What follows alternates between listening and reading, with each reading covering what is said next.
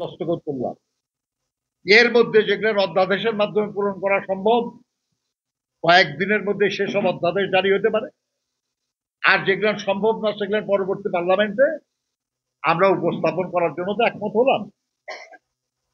তাহলে আপনার নির্বাচন ডিসেম্বরের মধ্যে করতে বাধাটা কোথায়? আপনারাই যা বলতেছেন তাতেই তো কোনো বাধা নাই, তাই না? এখন যদি বলেন যে না আরো দেরি করতে হবে, তাহলে কারণটা তো তাকেই বলতে হবে যে কেন করতে হবে। তা তো বলতেছেন না তারা। এখন কারণ যদি গোপন থাকে যে আপনার সংগঠিত হতে একটু সময় লাগবে, কিংবা আপনি কারো কারোর সঙ্গে একটু জোটের চেষ্টা করতেছেন, সেই জোটটা বানানোর জন্য একটু সময় লাগবে,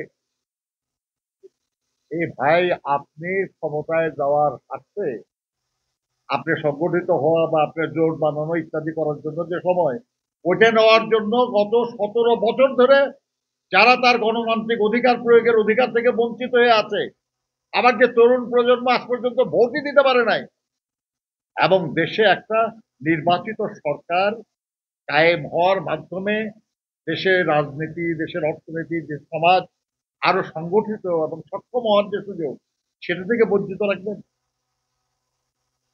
এটা কি যুক্তিসঙ্গত? বন্ধুরা আমার, আমরা পরিষ্কার বলতে চাই যেটা, সেটা হলো যে অবশ্যই আমরা সংস্কার চাই।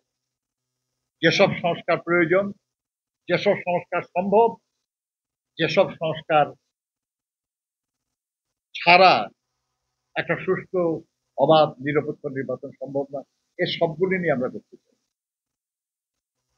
আমরা এটাও চাই যে যত দ্রুত সম্ভব জনগণের ক্ষমতা জনগণের হাতে ফিরিয়ে দেওয়া, যাতে করে এমন একটা সরকার প্রতিষ্ঠা হয় যে সরকার জনগণের ভোটে নির্বাচিত হবে, জনগণের কাছে দায়বদ্ধ থাকবে এবং জনগণকে জবাবদিহিতা করতে বাধ্য থাকবে। আমি মনে করি আমাদের এই আকাঙ্ক্ষায় কোনো ত্রুটি নাই, এই আকাঙ্ক্ষা ন্যায্য। কেউ কেউ প্রচারের চেষ্টা করছে যে আমরা নাকি আওয়ামী লীগকে পুনর্বাসন করতে। আচ্ছা ভাবেন একবার, যেই দলটা, যে দলের সরকারটা সবচেয়ে বেশি নির্যাতন করেছে বিএনপিকে,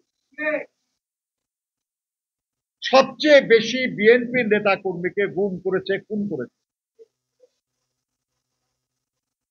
বিএনপির চেয়ারপারসন রেশাদ বেগম খালেদা জিয়াকে একটা মিথ্যা অভিযোগে 6টা বছর কারারুদ্ধ করে রেখেছে, ভারপ্রাপ্ত চেয়ারম্যান জনাব তারেক রহমানকে দেশে আসার